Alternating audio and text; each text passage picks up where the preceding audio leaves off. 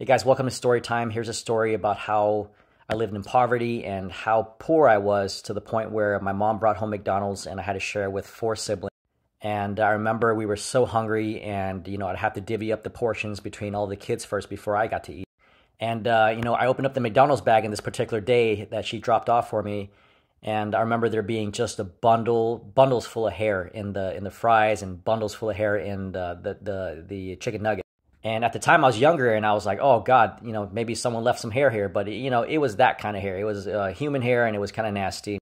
But being hungry, and we had no options, and my mom would be at work for the next 18 hours that day. I picked all the hairs out. I took every piece out. I divvied up the portions between the three siblings and I, and we were forced to eat it. Because if we didn't eat it that day, then we'd be hungry, and we'd have to wait 18 hours later for that kind of meal to come back again. And it was a very difficult time. I think I spent a good 10, 15 years of my life in just utter poverty. And the worst part was that in my teenage years, I had to pretty much raise all of my siblings. And we all shared a full-size bed. Four kids, including me, would lay on that bed. And I remember at nighttime, I'd have to watch all my siblings. So, if my siblings were sick, if they had problems, if they vomited at nighttime, if they had fevers, I'd wake up in the middle of the night. I'd walk over to Walgreens, which was across the street, and I'd go get, nasal spray, or I'd get NyQuil or Advil for them. And it was not abnormal to have me walk across a very busy intersection over to the Walgreens, and I was well known there, especially by a clerk named Mary in St. Louis, Missouri.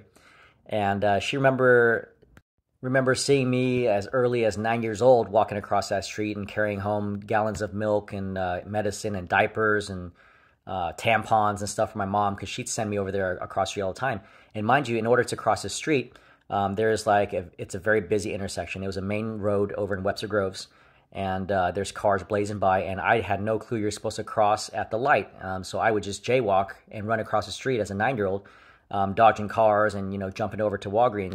And so life, for me, this was the norm. And, I grew up all the way until 19, 20 years old. I was still in my house raising those kids. And, living in poverty taught me a wonderful lesson in life. And I take that with me till this day.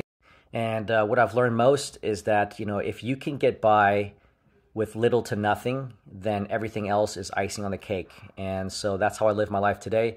If you stripped away all of the things that I have in my life, or that I've accomplished, or that I've accumulated in life, I'd be still happy. And it goes back to that time of struggle and poverty.